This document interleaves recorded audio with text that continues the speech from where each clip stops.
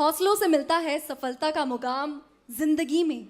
ये नहीं है आसान कि आप कमाएं इतना बड़ा नाम। एंड आज जो शख्सियत हमारे साथ इस वक्त स्टेज पर है, इनका नाम और इनका काम ऐसा है जिसकी वजह से आज इन्हें दुनिया भर में जाना जाता है। तो एक बार huge round of applause for all these guests in the panel discussion. So we have Shankar Aiyar sir with us. Shankar Aiyar is an Indian politician and former career civil servant diplomat. He is a member of the Indian National Congress Party. We have Salman Khurshid sir with us. He's an Indian politician, designated senior advocate, eminent author and a law teacher. Then we have Anand Ranganathan sir. Anand Ranganathan sir is a scientist and an author. He has written 3 books. His forthcoming book is on India's forgotten scientist. Then we have Sudheendra Kulkarni sir with us. He's an Indian politician and columnist.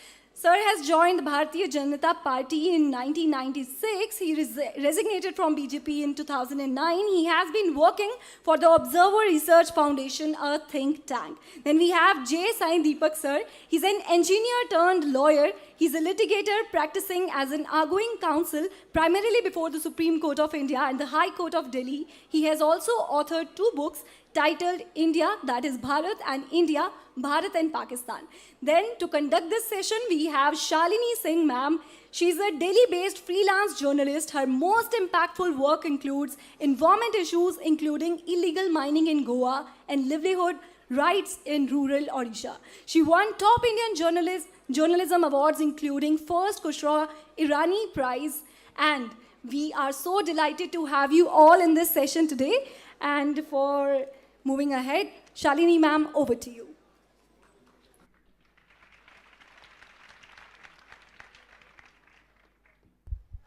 Am I audible? Okay. Thanks.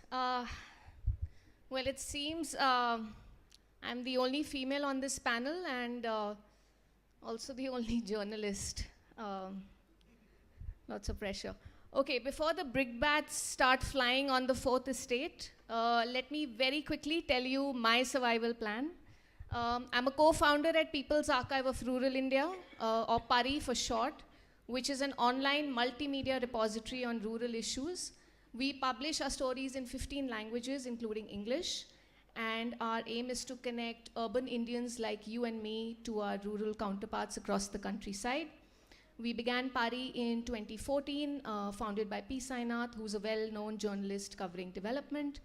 Our colleagues also work with students in schools and colleges, so I would urge you all to have a look at our site. All right, now that I think I'm safe, let's turn to the discussion for the evening.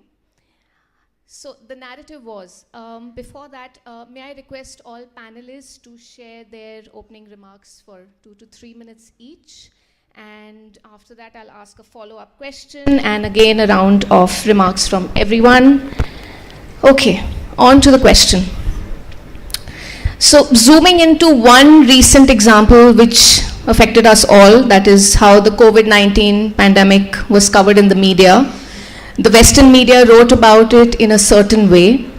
The Indian media did their bit. At PARI, my colleagues did over 100 stories on lives under lockdown. And the Indian government took offense at how the Western media had portrayed the country's handling of the pandemic, and so on. This is just one example, so feel free to add others.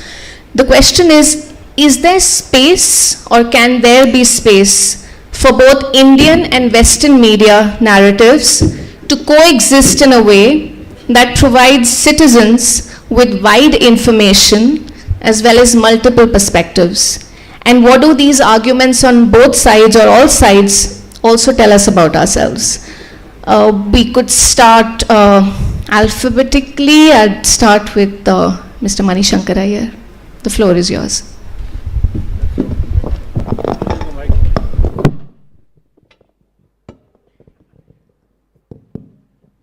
Why only Western media? Why not the media of the rest of the world, the Chinese media, the Southeast Asian media?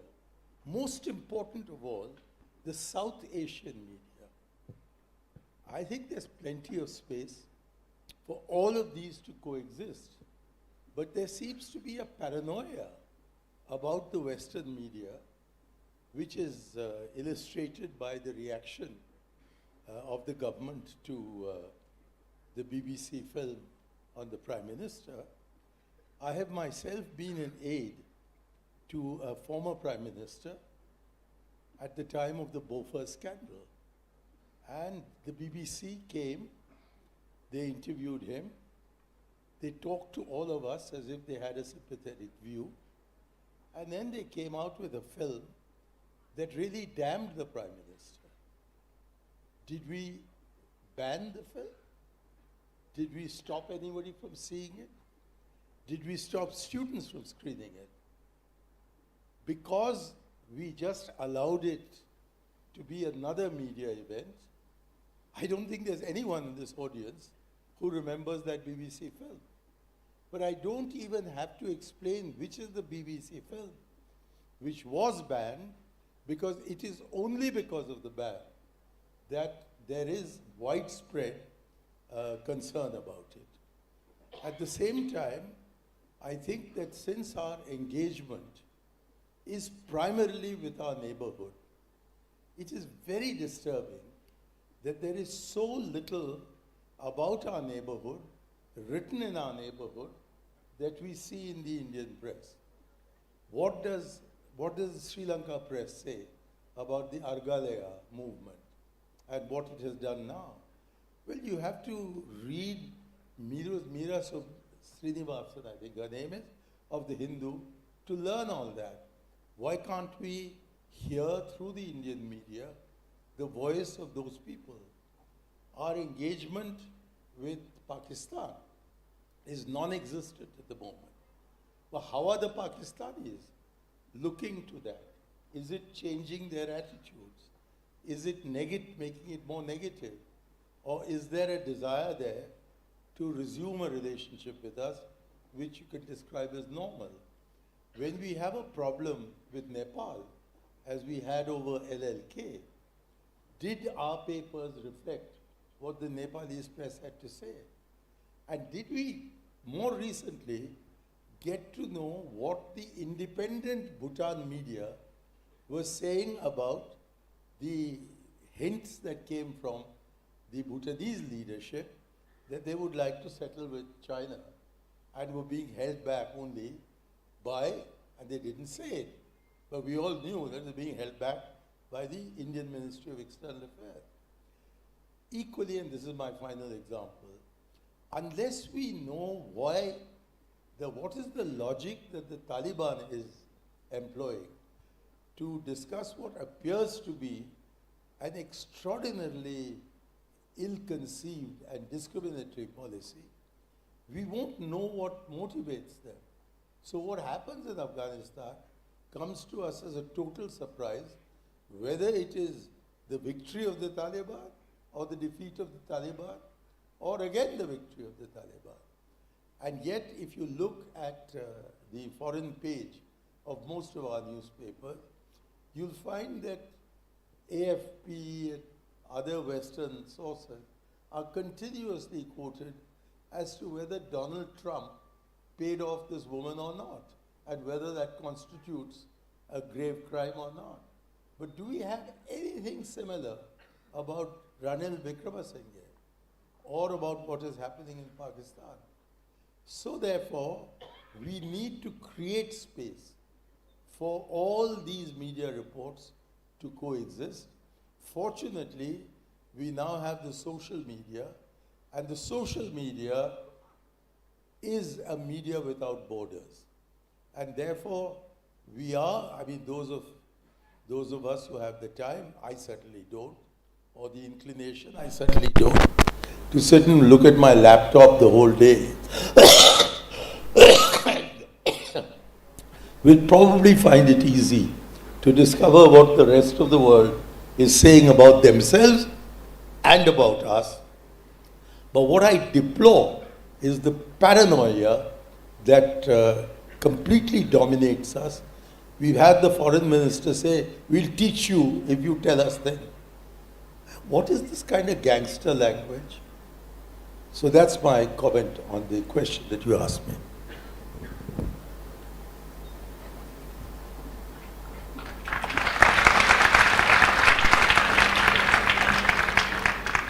Thank you. Thank you for inviting me. It's, as you can tell, very difficult to say anything at all after Mani Shankar Aiyar. And Mani's been very careful today, or at least up till now he's been very careful. But you will see more fireworks as the questions move on.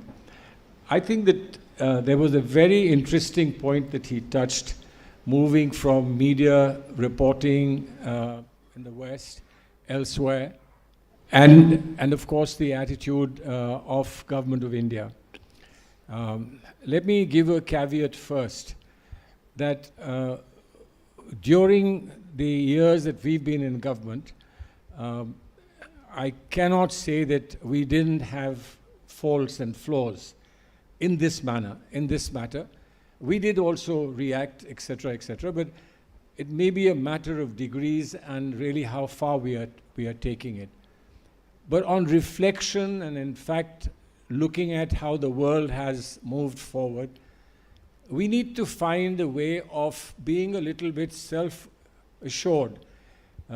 This whole business of we are under attack, that somebody somewhere doesn't like us, and therefore they're doing this to unravel the good things that we are doing and to undermine the confidence of the world in India. I think India is a larger entity than that. We can take criticism, whether it comes from within or it comes from without. We can take criticism, we can respond to it, we can answer.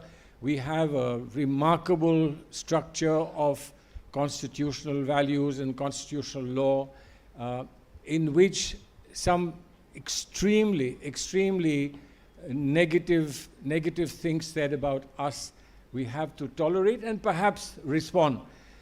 Now, if there is a problem with the media in the West, taking the point, of course, from Mani, that there isn't just media in the West, there's media elsewhere too. There's media in the Middle East, there's media in South Asia, there's media in Far Asia, etc.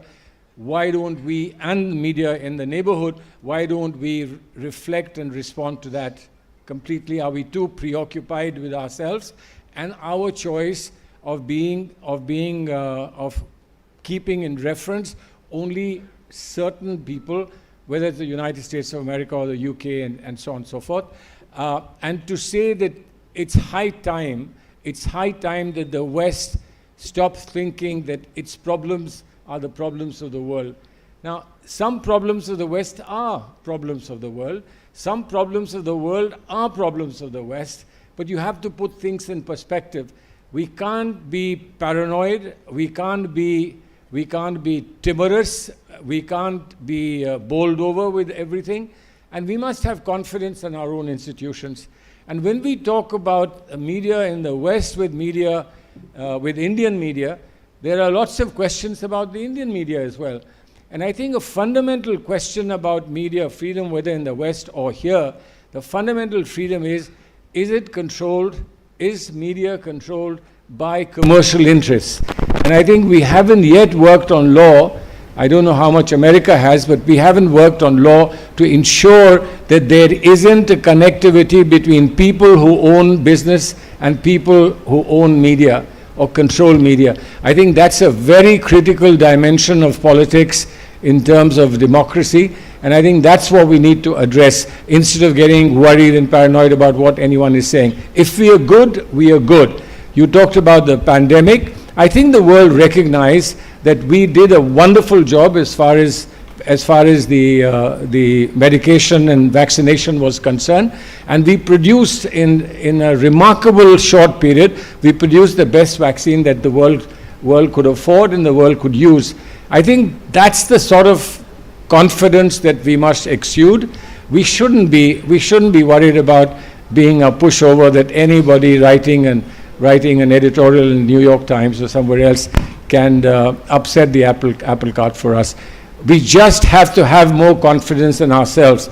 And frankly, given that the government speaks with so much confidence, they should show that confidence as well when it comes to facing criticism. Thank you.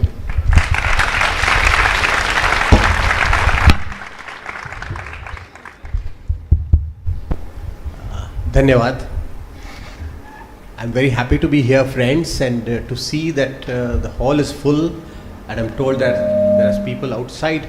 Just shows that young people, young Indians, are deeply concerned about what's happening to freedom of the press, freedom of expression, which are a part of democracy. And shows that you people want freedom of the press to remain intact because you want democracy to remain intact. And as we all know, lights are indeed dimming on freedom of the press, freedom of expression, and democracy itself. And therefore, to have a discussion of this sort in these times is most welcome. Article 19 of the Constitution guarantees freedom of expression, freedom to receive and impart information and ideas through any media and regardless of frontiers. But what is happening right now? Attack after attack after attack on the freedoms granted by the Constitution. Most recent is the amendments to the IT rules 2023, whereby the government is going to establish a unit, a department, to determine fake news and immediately order digital platforms to take down news that are inconvenient, uncomfortable to the government. Which, as you all know, the new owner of Twitter has already succumbed. He said that I don't want my employees to be jailed. If the government says take down this news, I'll immediately comply. Elon Musk. So this is the situation that we are in. We have to safeguard freedom of expression, and while safeguarding freedom of expression, of course we must be patriotic. We are all of us patriotic, and this whole notion of calling people who don't agree with the ruling establishment as anti-national, Gaddar, and they go to the extent of even calling retired judges people belonging to the anti-India gang.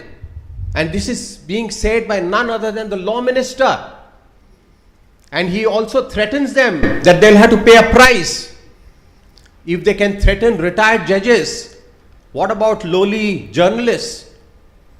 So friends, as I said, lights are dimming on democracy and on freedom of expression.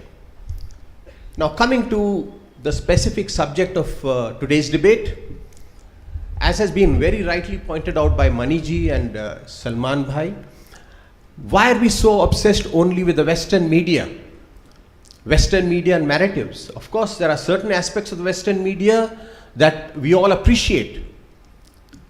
But out of the 180 plus countries, the Western countries are just about less than 40. India being the largest democracy and already the most populous nation in the world, are we engaging with the rest of the world? It's as if the rest of the world doesn't exist. When you see the media today, as has been pointed out already, and we have already forgotten that the Western media is an instrument for perpetuating Western imperialism, Western hegemony. The Western media is just the front for continuing, perpetuating the Western domination of the world. Now, is that acceptable to us? Of course, the government criticizes the West when the West, such as the BBC or New York Times, say something critical. But as a nation, we are not really taking the lead in creating a new information order, new media order that is equitable, that is just, that is democratic. some efforts started when we were leading the NAM movement, non-aligned movement. You will recall that that was a time when India was actually talking about creating a new media order as part of a new global order. We don't any longer talk about changing the world order. We want to be part of the West. We want to be good in the good books of the West, America. We only criticize the West when they criticize some aspects of our politics or governance or communal relations. I would end with one point. I was very happy to know from your introduction that you belong to this wonderful and perhaps unique platform called Pari, which, friends, is the only platform that brings information and news and views from rural India. Rural India has become invisible in the mainstream media, which itself is so undemocratic. And this has happened because we are imitating the West.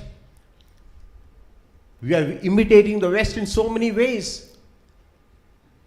So, we have become like American media, like the Western media. We've become corporate controlled, a point that was mentioned by Salman ji. So if we want democracy, press freedom to be defended and even made more mature, we have to make the media truly democratic, which means out of the control of both the government, ruling establishment, as well as corporate forces. Thank you very much.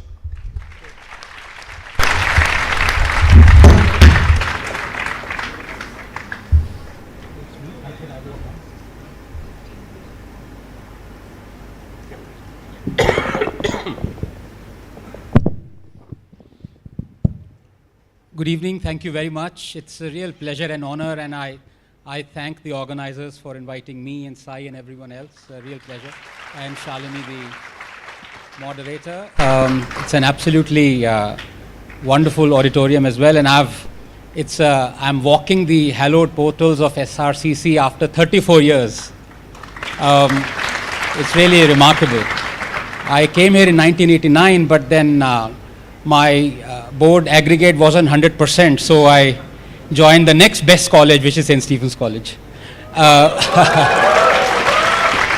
Yes, and although we have a debate here on that, but in the lovely spirit of the debate, and in that sense, I think we all owe a lot to Mani, his wonderful self-deprecating style, and little bit of sarcasm and bite and everything that goes on in debates.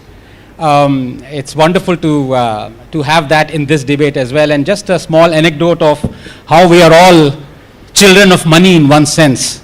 I didn't mean to give away his age by saying that. He doesn't look a day older than 95. But at the alumni meet in St. Stephen's College, the one preceding him was ex-Foreign Minister Natwar Singh, and he got very soggy-eyed, and he wrote in the register that everything I am today, I owe it to this college. And then he went away, and Mani followed him, and then Mani scribbled underneath what Natwar had written, "Why blame the college?" So that's...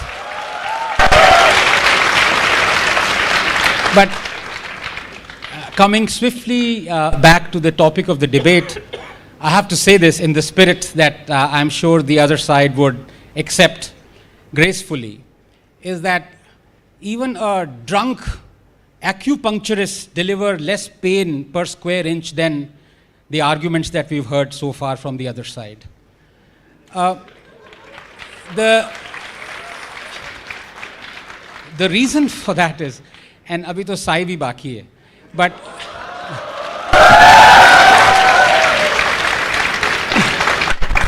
the reason for that is, which world are we living in? I mean, it's just shocking, because this is the world of social media. You can't fool anyone now, especially the younger generation. I mean, it's just And let me start off by saying that we believe what we see. But unfortunately, what we see is increasingly being written by people who see what they believe. And that is what the media is. They are seeing what they believe. Journalism is justice delivered without the courts. It is a public good. It is as important as delivering justice. And I'm stating the obvious here, but the tragedy is that most of the journalists that you see are busy peddling narratives. They have become activists. They're not balanced anymore. They're not objective anymore. Even in science, that the moderator talked about COVID. And I say, please do not bring politics into science, because all then you would end up with is political science. But and there's nothing wrong in that. But there are a dozen, I don't know how much time we have, whatever X time I have, I'll take 30 seconds more than that. But the fact of the matter is, I can bust a dozen narratives, fake narratives over the last 8 years that have been peddled. And Sai can maybe bust a dozen more narratives. But it's tiresome after a while, because then you are left asking, what is the journalist's job? If the reader, if the viewer is there to bust the narratives, let me take what the other side, and I just mean other side as a rhetorical thing, that we're all the same. We're all on the same side, right? But at least in this debate, let me pick up the two issues that they talked of. Mani talked about BBC, he talked about Bofors, and he talked about how well-meaning and gracious the government was. I don't need to open that Pandora's box. I don't need to tell you how much stress and how much draconian measures were put under Chitra Subramaniam when she was doing the story of Bofors by Rajiv Gandhi and the PMO. I don't need to tell you when Mani talks about the BBC and saying, we didn't ban the BBC film. Right, you didn't ban the film. You banned the BBC for 2 years. And it wasn't under the emergency. It was before the emergency. 2 years. So, and this is the problem with journalism. It's somehow, over the last 8 years, it is giving the impression that everything bad that is happening in this country is happening for the first time. That before 2014, India was a Garden of Eden. Everything was perfect. And then we had this Cambrian explosion, that everything that could go wrong, except for a nuclear explosion, which we don't even know, maybe some newspaper would report a nuclear explosion has also happened. But everything that could go wrong has gone wrong. Let me pick up the other thing that Mr. Kulkarni talked of. His exact expression was, lights are dimming. Honestly, they seem pretty bright to me out here. Democracy is under threat. Democracy is under threat. This is ridiculous. And I'll prove it. And this is the last fake narrative that I'm going to bust, and before I pass it on to Sai. This democracy is under threat. The biggest test of a functioning democracy, and my good friend Salman would agree because he's in the court, he's an eminent lawyer, are two things. The independence of the Supreme Court and the independence of the Chief Election Commission. Other than these two things, everything else is at the mercy of our Constitution. And I put it to you, I don't know what will happen to me once I say this, that we have been a banana republic ever since we became a republic. Our Constitution does not respect freedom of speech and expression, period. And whatever little it did was then soon trampled within a few years by Nehru's First Amendment. I'll come to that in a minute. Chacha ji ki baat karunga abhi. The fact of the matter is that all those who say democracy is dead, lights are dimming, and everything is happening for the first time, this assault on democracy, sedition charges, anti-national. Do they even know that under the UPA, and I'm not talking of Indira Gandhi emergency, and one doesn't need to go as far back as that. Let's go back only 8 or 9 years. Under the UPA, it filed 12,000 sedition charges on activists. 8,500 on the same day. And the then Home Minister, Mr. Chidambaram, yes, when he was asked, why are you doing this, he said, and I quote him, these are all anti-nationals. आपके anti-national, anti-national. और आज के जो चल रहे हैं anti-national, उसका क्या? There are so many other examples like that. And what does it even need to go back to the UPA days? Chhattisgarh government, Congress-ruled government, they slapped a sedition charge on a person who complained of a blackout, a power cut. They filed a sedition charge under him. So many things are happening right now in Congress-ruled states. But democracy is flourishing there. In Bengal, a non-BJP ruled state, a chemistry professor shared a cartoon of Mamata Banerjee. He was arrested. 2 weeks ago, this news, we don't even know because the Telegraph is all very prim and proper and doesn't want to go against Mamata. He was acquitted after 11 years, a chemistry professor. 11 years. Democracy is flourishing in Bengal. So, when we are this selective, we need to answer ourselves more than we can answer the public. Because journalism is a public good. And last couple of minutes I want to take, because this narrative really has to be busted. We all believe and we know that yes, Rajiv Gandhi banned a few things. He wasn't really liberal, the paragon of liberty and equality and fraternity. Indira Gandhi, of course, brought in the emergency. A lot of things that this government has done is also draconian, and I have a list of that. This government, for example, the BJP government in Gujarat, it jailed an editor for 15 days because he criticized the COVID response of the then Chief Minister of Gujarat. So yes, all these things are happening. In fact, the most iconic phrase in the last 10 years that has been coined has been by Mr. Arun Shourie, when he says that all the BJP is Congress plus cow. And AAP of course is Congress plus Lamao, LMAO, but that's another matter. BJP is no different from the Congress. Please realize this. Everything that the BJP is doing right now, everything wrong and everything right, the Congress has done it before. There's nothing, there is no, and you talk of corruption, I say BJP is corrupt. You know why? Because the High Court convicted the BJP of taking illegal money and violating the FCRA rules. The punishment for that is 5 years imprisonment of the party head. Mr. Nadda would be rotting in Tihar right now. But what happened? The mistake that the court did was that the court also convicted rightly the Congress party. अब ये BJP और कांग्रेस दोनों मिलके retrospectively they amended the FCRA Act going back to the emergency era. The High Court was toothless. Nobody was arrested. Nobody was convicted. Why doesn't the Congress say that the BJP is corrupt? Because the Congress has also been convicted. This is the problem in this country. Nobody tells you these facts. People only tell you one-sided stories, like, for example, that Nehru was the paragon of liberty and freedom. Everything else, Indira Gandhi might have done emergency, but Nehru nahi. Chacha Nehru didn't. Let me take the next couple of minutes and tell you what the status of freedom of speech and expression under Pandit Nehru was. Under Jawaharlal Nehru, the first amendment was brought in. Reasonable restrictions, incitement, disruption of public order. Who decides who is disrupting public order through freedom of speech? Poet Majru Sultanpuri was jailed for 1 year for calling Nehru Hitler ka chela. 1 year.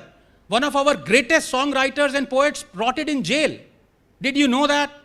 First democratically elected communist government in Kerala was dismissed. Congress president said communist parties wouldn't be allowed to participate in general elections. Stanley Woopert's book 9 Hours to Rama was banned. The book Chandra Mohini was banned. Audrey Menon's The Ramayana was banned. Campbell's The Heart of India was banned. Koestler's The Lotus and the Robot was banned. Import of any newspaper that undermined friendly relations. No, I need to go on. I need to go on because this rubbish fake narrative needs to be busted right here and right now. Flischter's Aisha was banned. Bertrand Russell's Unarmed Victory was banned. Robson's film 9 Hours to Rama was banned. Sadhnui's Markane Somnath was banned. Robert Taylor's The Dark Urge was banned. Selling Lady Chatelier's lover was banned. The book What Has Religion Done for Mankind was banned. Ratnavak's Bhupat Singh was banned. Import of any obscene drawing or painting was banned. Mrinal Sen's film Neel Akshar Niche was banned. Menon's Rama Retold was banned. Tony Hagen's book Nepal was banned. The RSS organizer was censored, its publishers prosecuted. Film Gokur Shankar was banned. Godse's testimony was banned. Goswami's film Rumi was banned. Historian Dharampal was jailed and criticized for Nehru for Indochina War. Releasing the film 1962 war film Bhool Na Jana was blocked. Pandit Rajendra Prasad's speech was barred from distribution. Film Jharna was banned. Draconian press objectionable ban was passed. Columnist Vivek was fired. His column critical of Nehru discontinued. HT editor Durga Das was fired. His column critical of the Nehru family discontinued. Congress leaders demanding Nehru's resignation were arrested and jailed. Ads to Times of India was discontinued for speaking against government policy. Magazine Crossroads was banned. Play Nigame Communistike was banned. Its actors arrested. Hindi film songs were banned from being played in the AIR.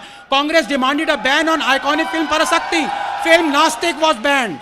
Whoopert pop music was banned from AIR. People's Theatre Association was banned. Play Hariganaz Master was banned. Film Ganga Jamna was blocked. Sarat Chandra Chattopadhyay's play Mahesh was banned. Tagore's play Gora was banned. Balraj Sani's play Jadoo Ki Kursi was banned. Tagore's play Bharat Sirjan was banned. Paradeep film song was deleted. 2 songs from Fir Subah Hogi were banned. Harmonium was banned. This is Jawaharlal Nehru, the paragon of freedom of speech and liberty. Is there anything left to be said? If it is, I pass it on to Sai.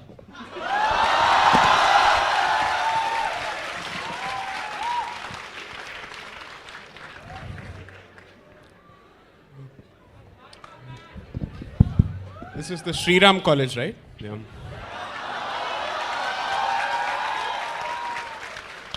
Jai Shri Ram. Right. So first of all, thanks to the organizers for putting together such a fantastic event and the audience for turning up in such brilliant numbers. As usual, I think the alleys have been converted, or the aisles have been converted into pathshalas. Thank you so very much. You know, I was wondering, I was just going through the email that was sent to us on the topic. The topic was, can Western narratives and Indian narratives, or Western media and Indian media coexist? If I were on the other side, I would have stuck to the topic.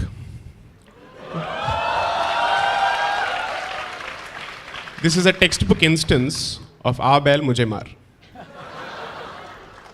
You've opened the Pandora's box by speaking about freedom of speech, when instead the topic was slightly different.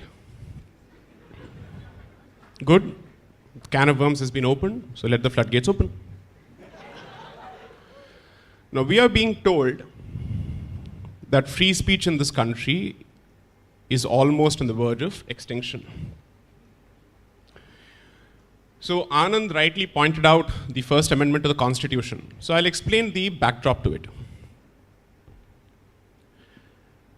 So Mr. Nehru seriously was interested in pushing his land reforms agenda. I am not on the question of whether it was right or wrong. I'm just saying that he had a certain policy initiative which he wanted pushed. You know who was actually raising the red flag to his initiative? The ones who raised the red flag always, the communists. Okay? So people like Romesh Thapar started writing against it. And there was active opposition to everything that he was doing. Courts were overturning his judgments, or rather his initiatives through judgments. So 2 consequences happened simultaneously around that particular period, which till date affect the Constitution. The first is the introduction of severe limitations on free speech. The second is the introduction of the 9th schedule to the Constitution, which effectively protects all those land reform legislations from any kind of constitutional challenge.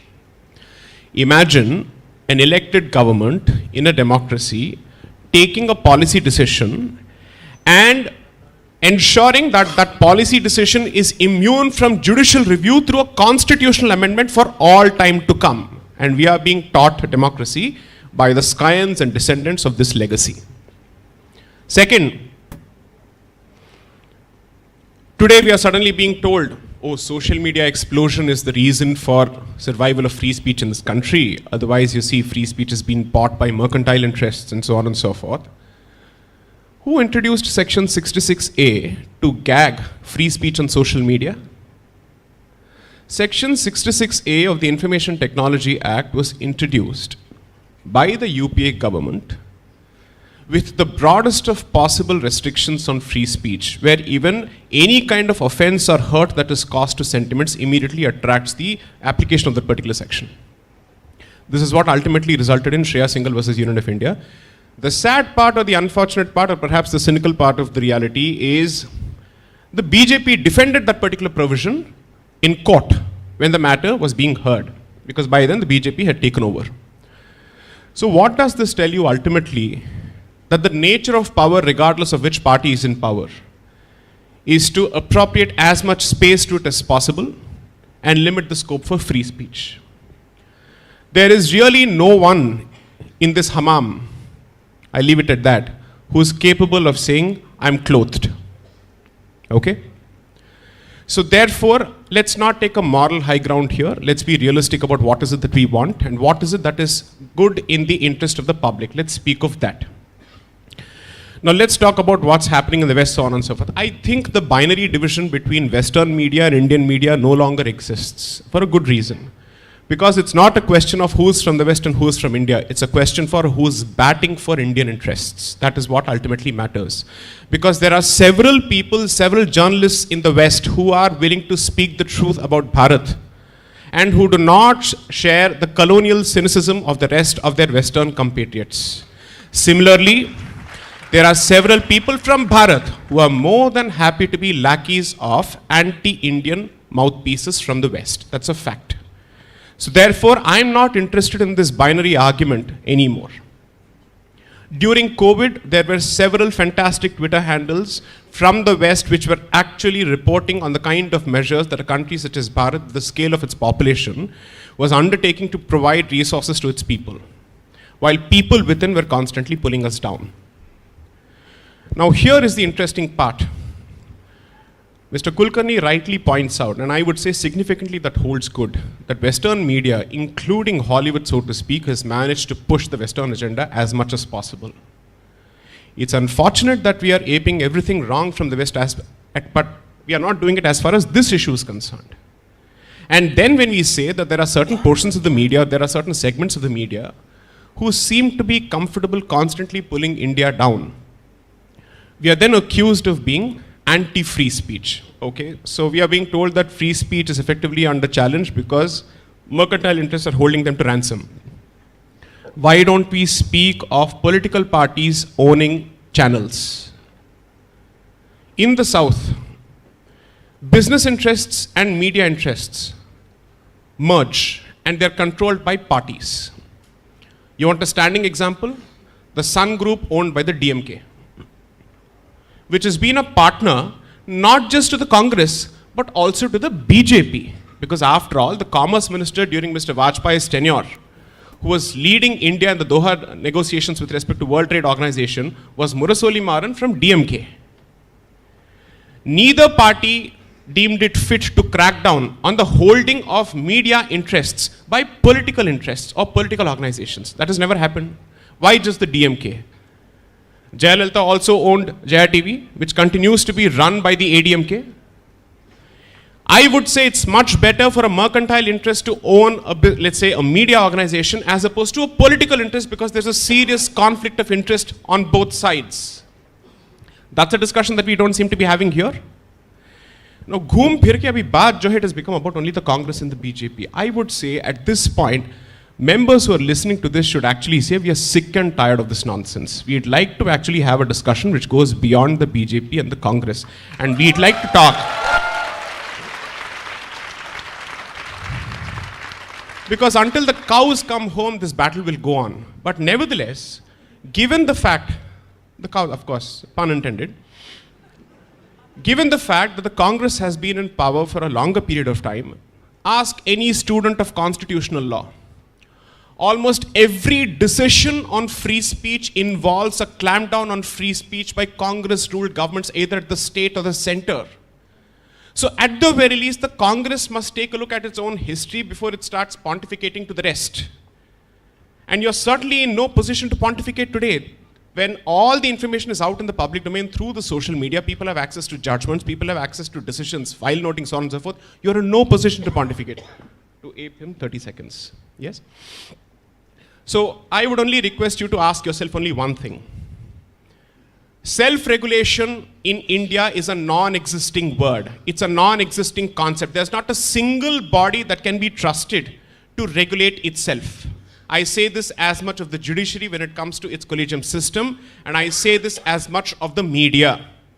Now, on the point that Mr. Kulkarni raised, that the government is thinking of setting up a center which can crack down on fake news. The Press Guild does nothing. The Press Council of India does nothing. No action has been taken against any organization or any portal or, let's say, individual journalist for their direct role in, let's say, spreading or manufacturing fake news. What are we supposed to do? You can't go to a court asking for directions against a private party in a writ petition. So what do you do then? The government has the task. You know why? Because if fake news starts on WhatsApp, particularly in the context of riots or any kind of communal violence, so to speak, and let's assume that the trigger is a lie, it falls upon the government to have a mechanism to actually trace that lie back and also perhaps nip it at the bud. So if the government were to actually go against all kinds of news, that's a different issue. But to say that the government doesn't even have the right to go after fake news when self-regulation as a concept is completely failed in this country, I'm sorry to say, what are we really batting for? This is exactly what happens when you choose to go after every policy initiative merely because it's the BJP at the helm or the Congress at the helm without asking what is right and what is wrong. I can pander to the gallery here by reducing this to a television debate, but this is SRCC. I think you're better, right? And therefore, I would urge you to put pressure on debaters and panelists to stick to the issue, at least in their own interest. Thank you, panelists. I'm sorry, I've been told there's a shortage of time, so I'm just going to leave you with one idea, which is that we've spoken about the two parties, the governments, the historical perspectives, present day, all of that. We're looking at times of artificial intelligence, right? Where technology can make news gathering more efficient, but it can also allow fake news to get more creative. I would have liked people to respond to that, but unfortunately we're out of time, so we'll have to wrap it up here, and thank you for being a great audience. Why did we run out of time? Because there was no equity in the use of time. Thank you. We started late. If you want a victim card, I have one victim card.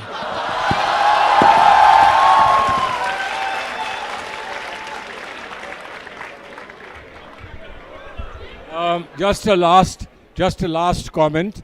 I thought if you give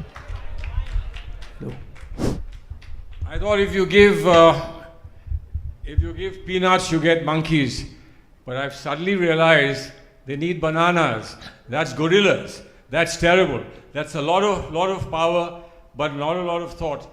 Frankly, you needed a serious discussion about foreign media and Indian media. What we got a serious discussion is about Congress and the BJP, both being very bad. I don't know if they were here saying that go for Aam Aadmi Party or something else. I'm not very clear about that. The question is, who started it? Thank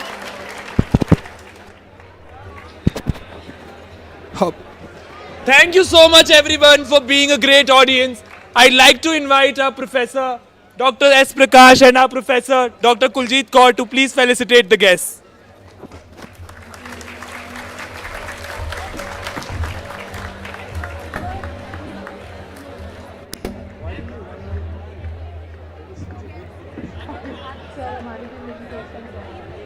thank you so much sir 1 minute आप आगे आ जाइए